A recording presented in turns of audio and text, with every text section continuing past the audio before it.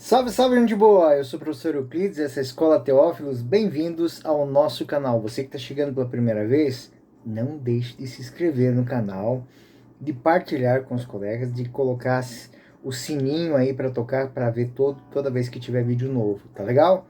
Muito obrigado pela sua participação. Desde já, meu muito obrigado. Bom, gente boa, aqui fica o meu agradecimento a todos os nossos patrocinadores e colaboradores do canal. Muito obrigado a vocês, de maneira especial, a professora Ana Lúcia Scapim, também Márcia Aparecida Miguel Zepponi, ela que tem um centro de orientação teológica existencial, um centro de terapias. O contato está aqui embaixo na descrição do vídeo, juntamente com o material da aula de hoje. Bom, hoje nós vamos entrar numa nova série. Dentro dos Atos Apóstolos, nós vamos começar a estudar o texto parte por parte, mas naquilo que a gente chama de a história da comunidade, a história da primeira comunidade, as primeiras comunidades, a história da vida de missão, a história das comunidades, a história dos grandes personagens, e vamos ver no escrito lucano de São Lucas qual o fio da meada, como ele conduz essa história, porque eu digo desde já, Lucas, ele não é um sociólogo, ele é um teólogo. Então ele não está querendo contar os meandros da convivência, de como leis de convivência. Não, ele está apresentando um projeto de transformação.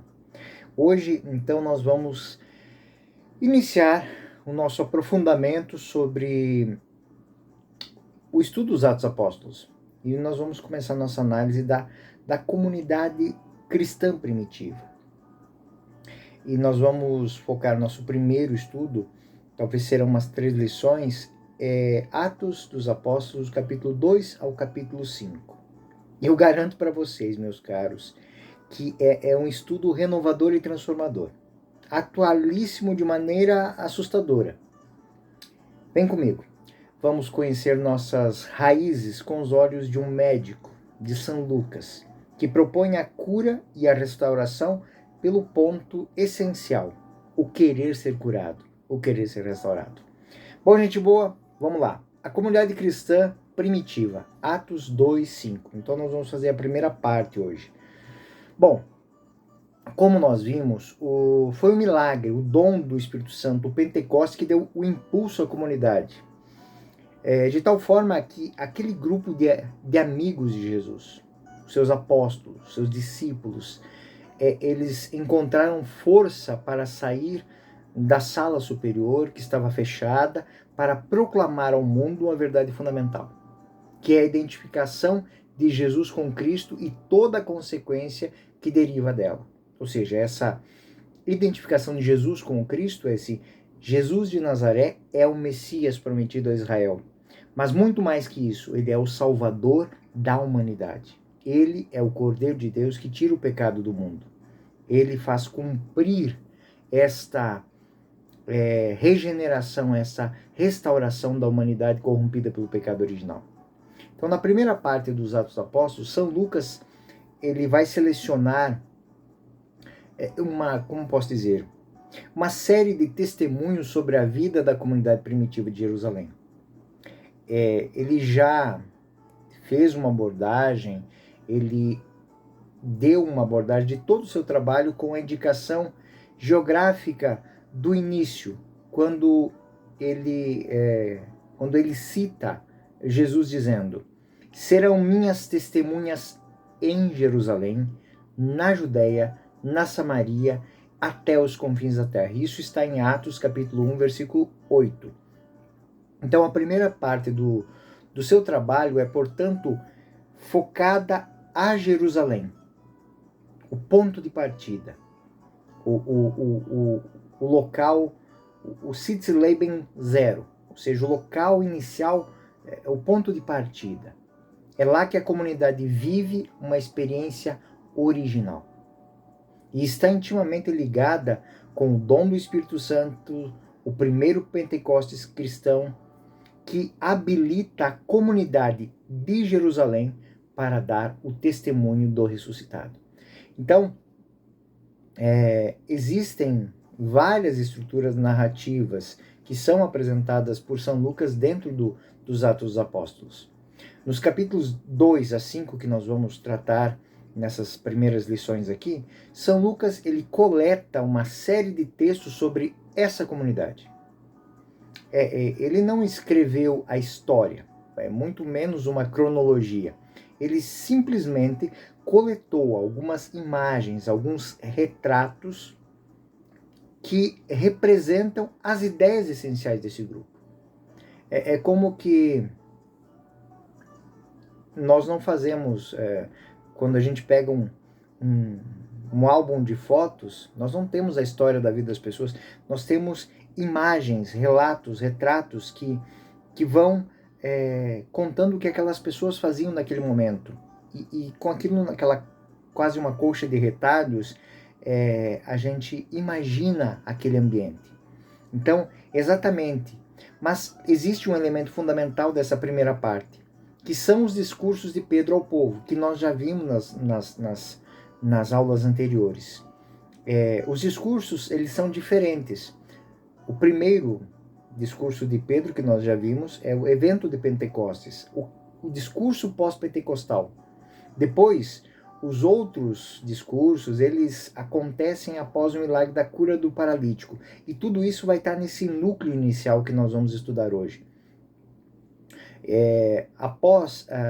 No santuário, após as prisões, em outros momentos, existe a narração de como é que, não somente o que Pedro diz, mas como é que a comunidade se comporta. Isso que é importante para nós nesse estudo que nós vamos fazer agora. Bom, esses discursos, como nós já vimos nas outras aulas, eles são a síntese da pregação apostólica. São uma redação de São Lucas para apresentar o núcleo fundamental da pregação dos apóstolos, que nós já dissemos. Primeiro, que Jesus Cristo é o Salvador, o que foi feito com ele, que ele traz o perdão, a remissão dos pecados, e isso é para a humanidade toda. Então Pedro insistentemente repete esse discurso. E São Lucas que insistentemente coloca esse discurso de Pedro como esquemas fundamentais de pregação, um sucedendo o outro, até a gente poder tirar dali o modus operandi da evangelização, que é aquilo que a gente vai chamar depois de querigma, o primeiro anúncio. Como é que ele se dá? O que o testemunho dos apóstolos trazia de novo para aquelas pessoas que tomavam contato do evangelho, né? Então nós não temos propriamente, e temos que ser bem sinceros nisso, uma história real, porque as indicações cronológicas que estão são quase que ausentes do texto. Em vez disso, nós temos que prestar atenção em outra coisa. Estas histórias, elas têm cenas que estão justapostas, elas estão colocadas uma na sequência da outra. E isso, se por um lado dá para nós uma dificuldade de situar isso cronologicamente no tempo, dá uma outra coisa que é muito importante para a teologia. Ou seja, nós podemos dizer que cada episódio, a começar do episódio do milagre no templo, ele vai contar uma história. E essa história, aí sim, nós podemos mensurar ela. É um espaço de mais ou menos 6 anos. 6 anos depois do ocorrido de Pentecostes. Estamos mais ou menos antes do ano 36. Estamos entre o ano 30 e o 36. Isso é bastante certo, porque existe uma mudança fundamental depois disso. E nós vamos falar isso mais tarde. Mudança fundamental que eu digo assim, existe uma comunidade primitiva que tem uma maneira de agir, tem uma maneira de ser muito própria, e depois acontece algumas mudanças no decorrer, pela própria expansão, pelo próprio tamanho. Isso vai ser importante também para o nosso estudo das comunidades primitivas, como elas se desenvolveram de pequenos núcleos para grandes comunidades. Então isso é muito importante para a gente também. Então, mas assim, a primeira história dos apóstolos em Jerusalém se passa nesse período de 6 anos.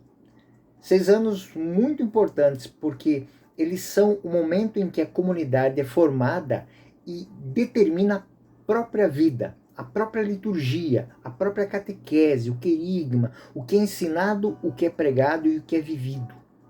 São anos que podemos dizer assim, para os apóstolos, para as comunidades, são extremamente difíceis, porque são anos em que tudo tem que nascer, tudo tem que ser criado.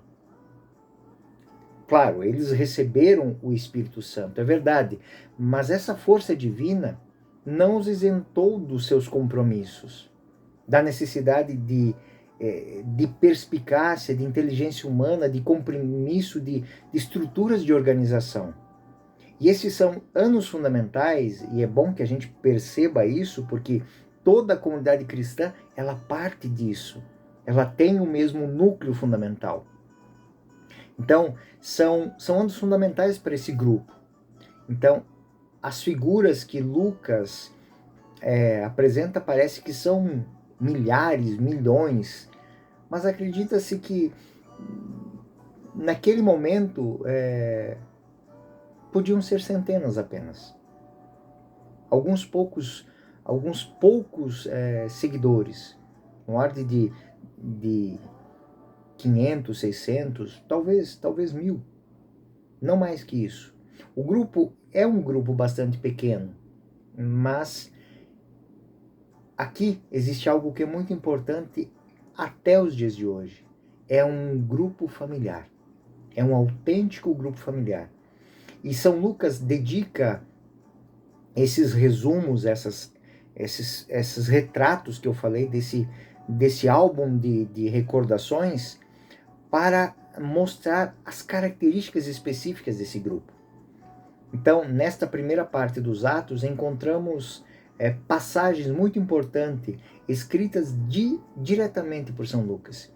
Embora existam muitos outros textos que dependam de fontes, ou seja, São Lucas, como um pesquisador histórico, ele procurou sim e encontrou documentação, provavelmente escrita até, mas o que ele juntou, podemos dizer, é que aquilo que ele viveu, aquilo que ele viveu, aquilo que ele experimentou foi o que ele escreveu.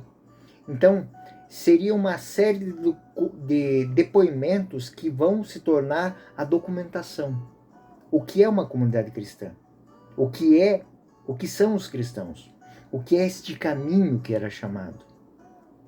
Em alguns casos, o próprio São Lucas ele intervém com a sua capacidade literária com uma intenção teológica particular. E essa intenção teológica que vai compor as imagens, que vai compor os quadros. Então, quando nós lermos esses textos, eu gostaria que o coração de vocês, que a mente de vocês, que o foco de vocês estivesse nisso. Esses retratos autênticos da comunidade, eles servem para destacar aquilo que para São Lucas, para São Pedro, para os apóstolos, era o mais querido. Ele quer destacar as características fundamentais da igreja. E ele quer transmitir essas características fundamentais da igreja primitiva, da igreja nascente, para toda a igreja. Então, isso é muito importante. São Lucas, ele escreveu por volta do ano 80, de uma situação que ocorreu 30 anos, né? Por volta dos anos 30. Então, dos anos 30 aos anos 80, nós temos o quê? 50 anos? 50 anos que ele viveu essa história, que ele experimentou essa caminhada. Hoje diríamos que ele viveu isso, e o que ele escreve para a sua paróquia são fatos desconhecidos àqueles, mas que ele quer tornar conhecidos. Fatos desconhecidos que talvez para nós estejam muito distantes da nossa cultura, mas são fundamentais para a nossa vivência cristã ainda hoje. Então, São Lucas, ele destaca as características dessa comunidade justamente para formar a sua comunidade. Você imagina, aquela experiência que ele viveu no seu núcleo original, a primeira comunidade, ele coleta as experiências, os grandes pontos essenciais de vivência daquela comunidade e escreve para que a sua comunidade, a comunidade na qual ele está inserido, ela experimente, faça a mesma experiência que ele. Então, é como que passar adiante uma experiência que deu certo, uma experiência que foi fundamental e transformadora para este homem, Lucas. Então, o primeiro resumo sobre a vida comunitária nós vamos ter em Atos capítulo 2, 42 e 48. São poucos versículos, mas temos uma essência aqui, uma essência muito bonita de ser vivida e compreendida. Por isso que eu gostaria de vocês muita atenção para esses versículos. Talvez ler eles depois, com mais tempo, meditando na sua casa e olhando para esses versículos, para a sua vida familiar e para a sua vida de comunidade. E vocês podem ter certeza, isso vai ser transformador na vida de vocês. Atos capítulo 2, 42, tem o seguinte verso. Perseveravam eles na doutrina dos apóstolos, nas reuniões em comum, na fração do pão e nas orações. Esse é um texto famoso e importantíssimo. É um programa de vida, é o dito verso programático. São Lucas diz que aqueles batizados, aqueles que vieram para a fé, eram assíduos, ou seja, estavam em situação de profunda continuidade. Então, mais que esperança, eles tinham perseverança. Isso é importante. A esperança é um dom, mas ele deve levar à perseverança, ou seja, um dia de cada vez, numa continuidade. Nós não vivemos a santidade num dia só, mas dia após dia, transformando essa santidade numa continuidade. Então, essa é uma realidade muito bonita. Então, toda a liturgia cristã, ela vai se fundamentar disso. Inclusive a oração do Senhor, o pão nosso de cada dia. O pão nosso de cada dia são atitudes, são pensamentos, são alimentos para a alma, para o corpo, o cotidiano. Nós nunca devemos esquecer que São Lucas está pensando em sua comunidade, né? Que podemos dizer que, como tantas comunidades hoje e no decorrer dos séculos, está em crise. Está sujeita a um momento de fadiga, de desânimo, talvez como a minha comunidade, como a sua comunidade. E quando eu falo comunidade, eu não estou falando simplesmente da sua paróquia, mas eu posso estar falando do seu núcleo familiar mesmo. Então, São Lucas, ele quer que a sua comunidade retome o vigor.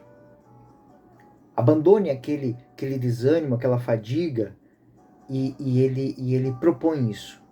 Ele propõe um voltar ao primeiro amor, a um retorno àquele entusiasmo inicial.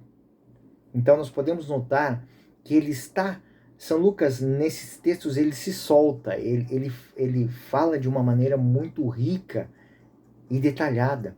E ele, em cada palavra, como nós vimos no versículo que acabei de citar, essas palavras têm um poder. Ele tem um poder de propor uma transformação, aquilo que eu disse no início da nossa aula hoje. São Lucas, como um médico, ele propõe a cura e a restauração a partir do ponto fundamental para o doente. Eu quero ser curado, eu quero ser restaurado. Porque se o médico vai tratar uma pessoa que não quer se curar, não quer mudar, não quer se restabelecer,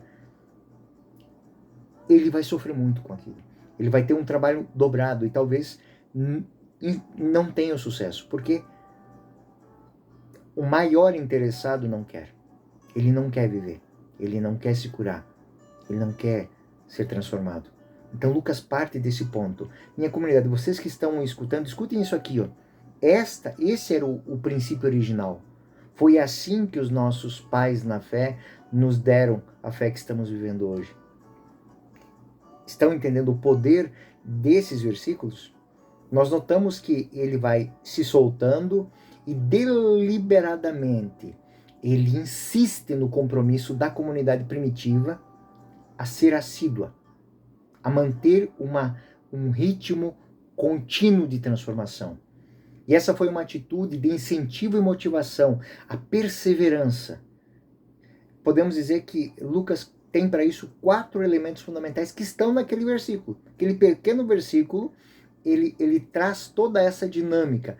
Dentro desse versículo, perseveravam eles na doutrina dos apóstolos, na reunião comum, na fração do pão e nas orações. Esses 4 pontos, eles vão ser um programático. Em primeiro lugar, ele coloca o ensino, aquilo que a gente chama de a didaqué. É o nome talvez da primeira catequese, a didaqué, ou seja, a educação do ponto de vista da autoridade, com testemunhas oculares que dão testemunho do que viram, do que viveram. Os apóstolos são aqueles que formam, que ensinam, assiduamente esse ensino é repassado. Significa que existe um compromisso em conhecer. Conhecer dos apóstolos em testemunhar e dos discípulos, dos seguidores, dos cristãos, de conhecer, de buscar entender a fé cristã, a fé no Cristo. Quem é o Messias, de onde ele vem, o que ele fez, como ele fez, por que ele fez. Então, é uma constante por parte da comunidade de ouvir e de aceitar o ensino dos apóstolos. Eu me sinto muito feliz quando me dou conta de que essas aulas da Escola Teófilos que estão aí há mais de um ano, elas vêm por essa motivação. Era o desejo de uma comunidade de manter, no período de pandemia, o seu estudo bíblico. E muitos perseveram até hoje. Isso me alegra muito o coração em saber que, de certa maneira, eu estou replicando aquilo que eu estou ensinando para vocês agora. Ou seja, em primeiro lugar, o ensino dos apóstolos. Ou seja, gastar tempo, investir tempo em conhecer a sua fé. Aqui vem aquela pergunta: você hoje, nos dias de hoje, qual o seu nível de didaqué? Qual o seu nível catequético? Se o seu filho ou a sua filha lhe perguntar uma coisa, não importa se ele é pequenininho, se ele é criança, adolescente ou se ele é adulto, ele lhe perguntar alguma coisa sobre a sua fé, qual a sua resposta? Qual o seu nível de conhecimento sobre a fé que você diz professar? Sobre os artigos do credo que você professa? O seu conhecimento sobre os 7 sacramentos, sobre os sacramentos que você vive, sobre as partes da missa, sobre a liturgia? Qual o seu nível de oração? Porque nós, sim, cristãos, nós temos um estilo de oração, né? E que, infelizmente, está se perdendo porque falta esse empenho, didaqué, catequese. Mas não estou falando catequese como um conceito surrado, não. A catequese, da qual fala São Lucas, a primeira comunidade, parte daquele ponto de partida.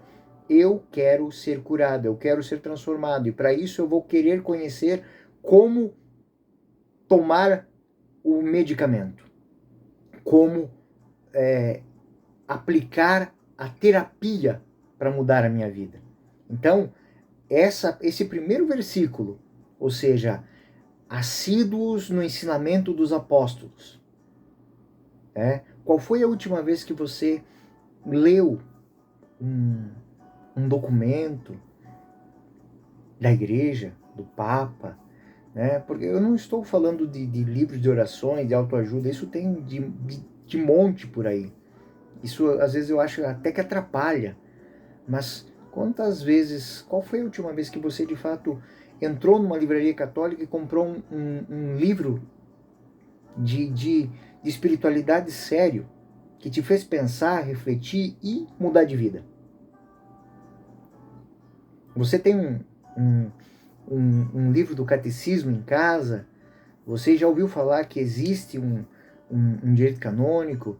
A sua Bíblia é de fato chancelada pela Igreja Católica Apostólica Romana, ou é dessas que a gente compra aí no R$1,99? Nada contra. É melhor ter do que não ter, mas assim,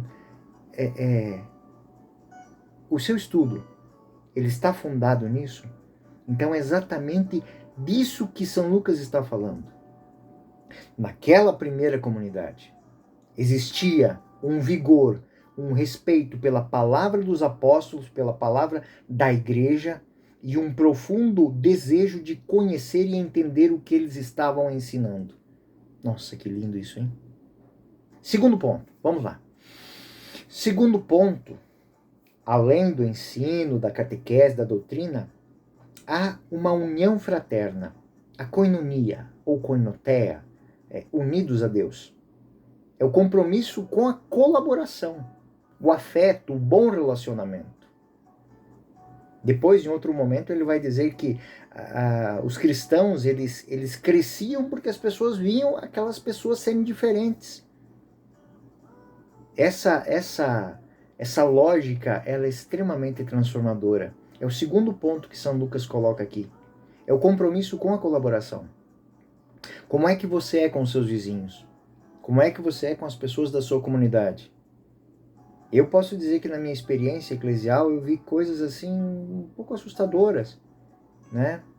Até mesmo em coisas simples, aquelas pessoas que quando chegavam na comunidade estavam carrancudas assim, não cumprimentavam ninguém, como se ali fosse apenas não fosse uma comunidade, né? Então, São Lucas coloca como ponto unidos em Deus, todos unidos em Deus e unidos, colaboração, afeto, bom relacionamento, bem-querer. Esse bem-querer de São Lucas é o segundo ponto, né? Então, faz parte daquele... Eles eram unânimes, né? Unânimes. Uma só alma. Tinha uma só alma. Eles eram conhecidos por causa disso. Bom, terceiro ponto. É o elemento da fração do pão. Clases tu artu. É um termo técnico para indicar a ceia eucarística.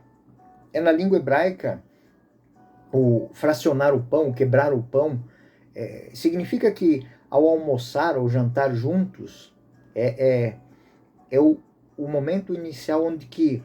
Como é que inicia esta ceia? Como é que inicia o almoço ou jantar dos judeus? Eles partem o pão. O chefe da família pega o pão, quebra e diz uma bênção. Essa bênção geralmente tem uma forma muito curtinha, desse tipo: abençoado seja o Senhor Deus do universo que fez e nos deu o pão, a comida. Algo nessa linha. É uma forma de bênção que abre a refeição, mas também é importante, porque ela é uma fórmula pascal. O próprio Cristo, ele usa esta fórmula na ceia pascal.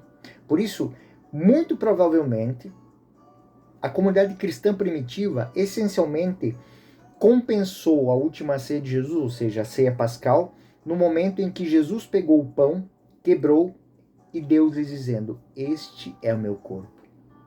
Então, a quebra do pão, a partilha do pão, a fração do pão, tornou-se o nome técnico para aquilo que nós chamamos de missa, comum união.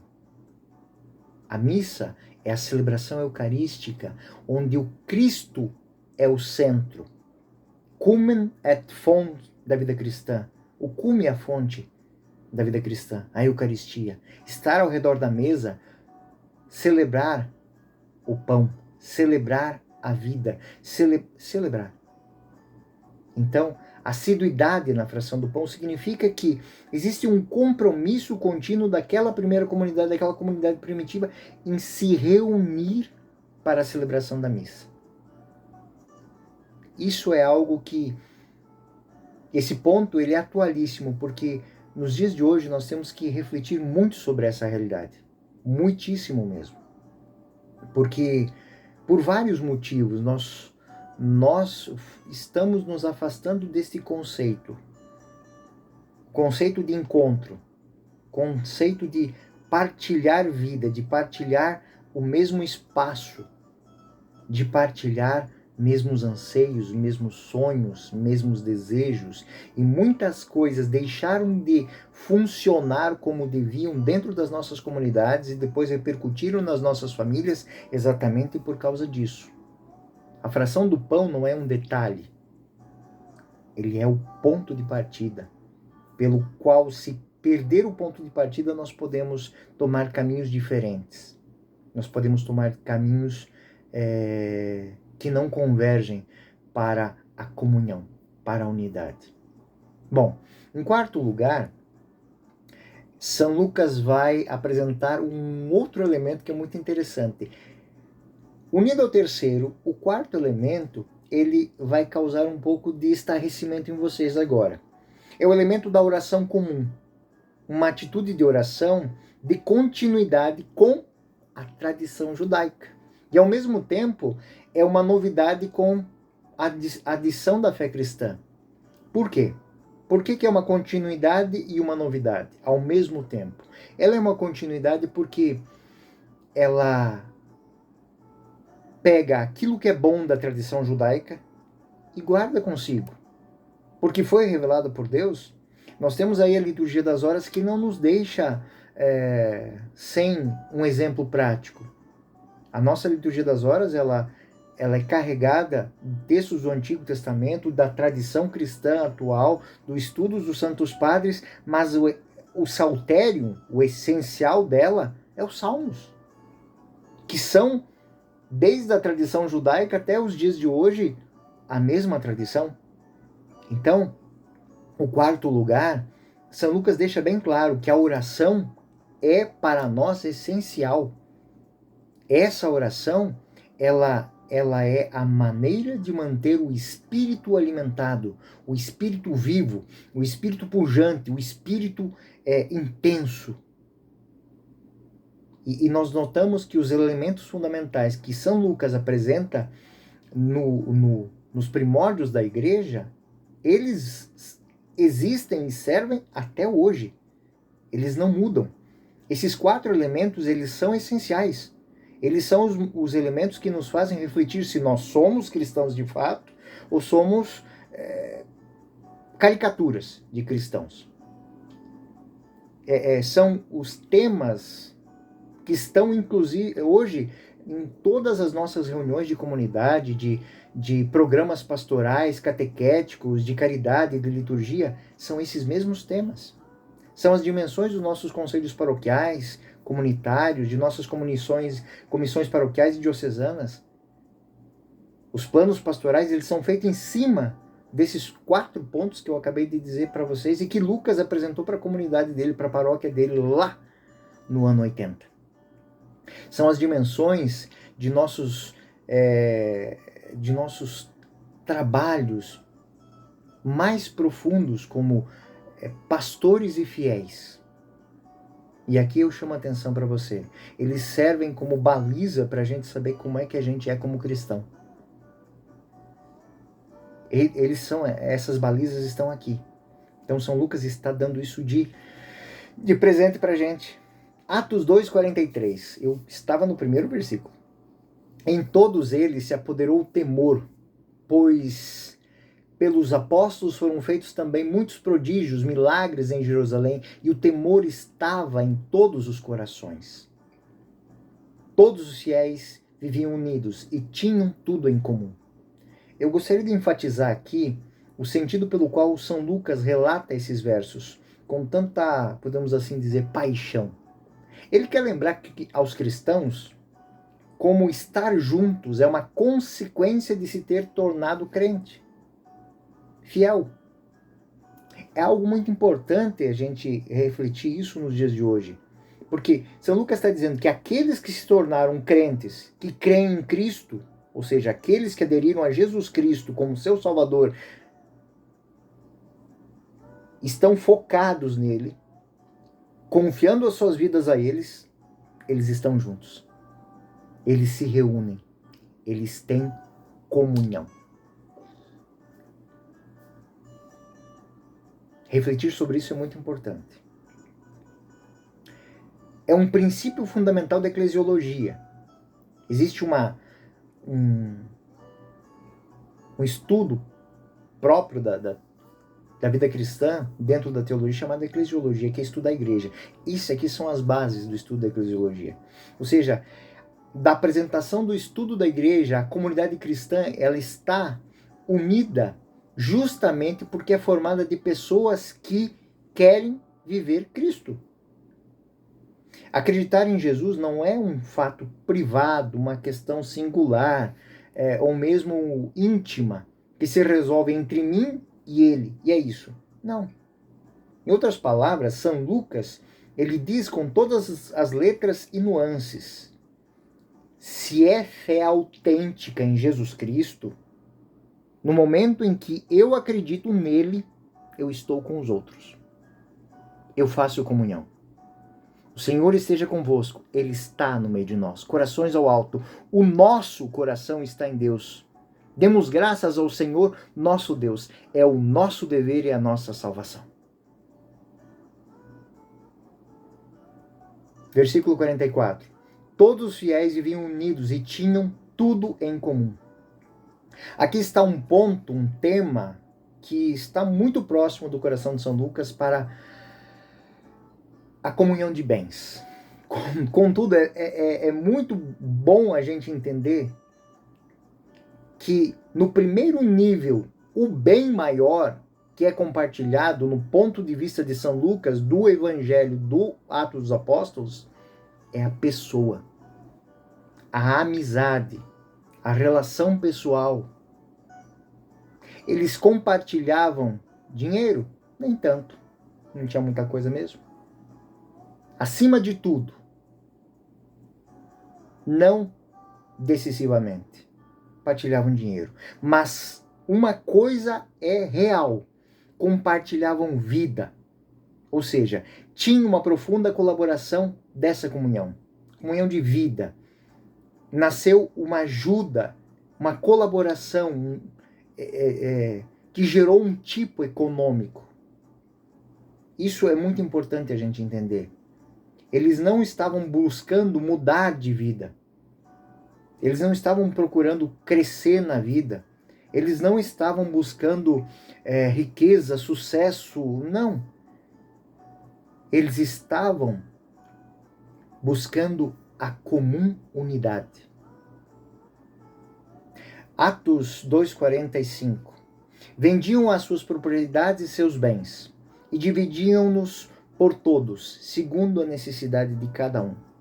Há uma tentativa da primeira comunidade cristã superar o estado de pobreza. Correto.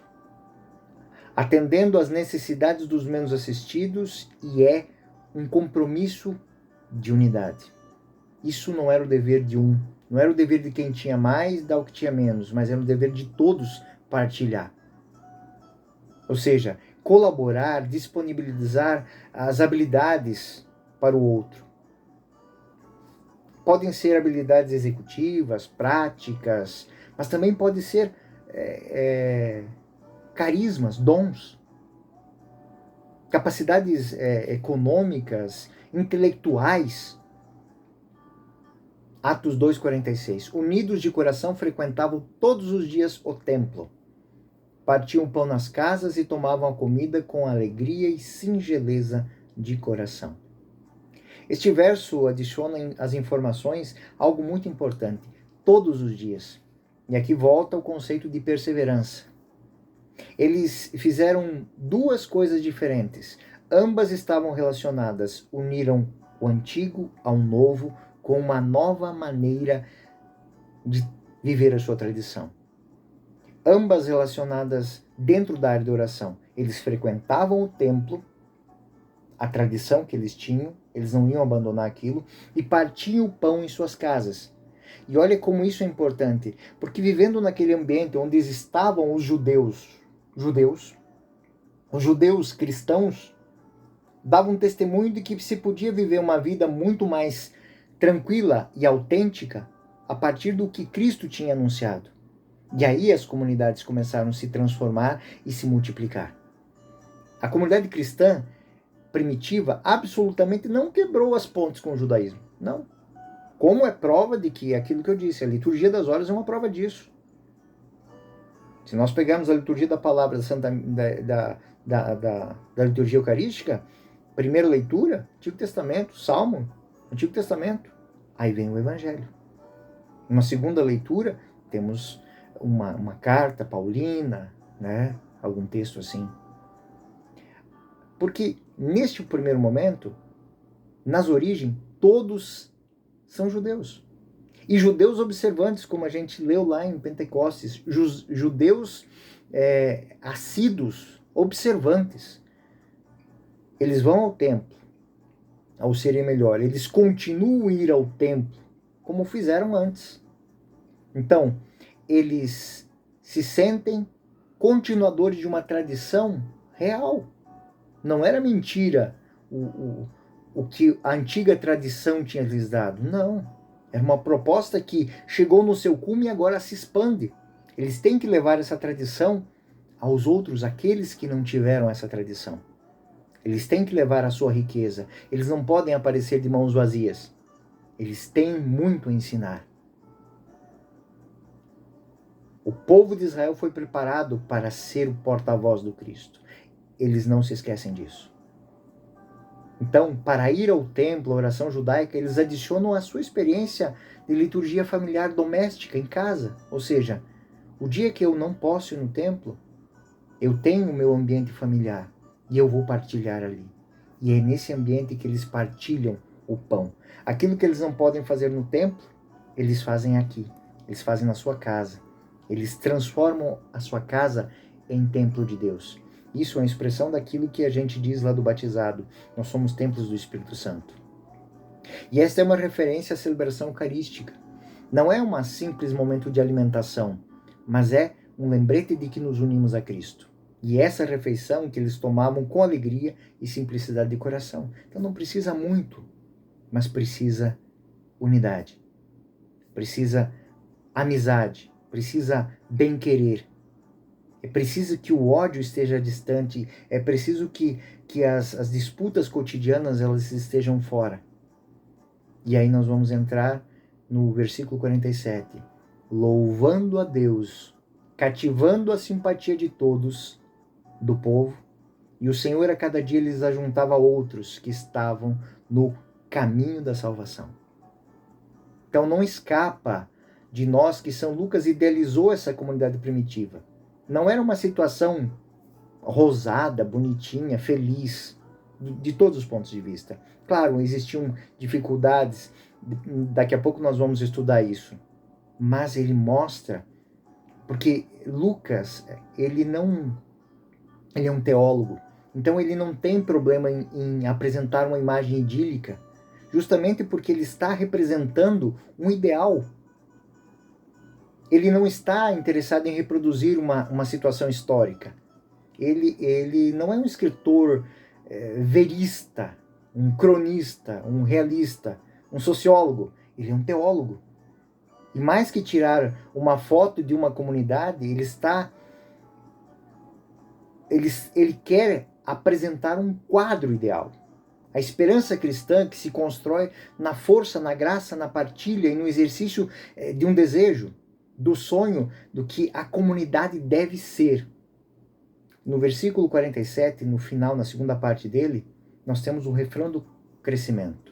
E o Senhor cada dia lhes ajuntava outros que estavam no caminho da salvação. É um dos muitos versos que São Lucas registra para dar a impressão de crescimento. As coisas não acontecem do nada. Elas têm um ponto de partida. E o ponto de partida da vida cristã é apresentado por Lucas nesses quatro temas que eu apresentei para vocês. Esta é a grande mensagem dessa primeira parte do nosso estudo sobre a comunidade primitiva. Que podemos resumir, sim, podemos. Resumimos assim: se a fé é autêntica em Jesus Cristo, no momento em que eu acredito, eu sou autêntico. Eu sou assíduo no estudo, eu quero conhecer. Depois eu quero viver. Depois eu quero partilhar. Mas eu quero fazer isso junto dos outros. Bom, gente boa, no capítulo 13 nós vamos encontrar mais uma história. A narrativa é bem simples. Nós vamos ver uma cura. E ela pretende mostrar como os apóstolos continuam a ação de Jesus. Bom, essa foi a lição de hoje. Eu sou o professor Euclides, essa é a Escola Teófilos. Bem-vindos ao nosso canal, até a próxima, fiquem com Deus.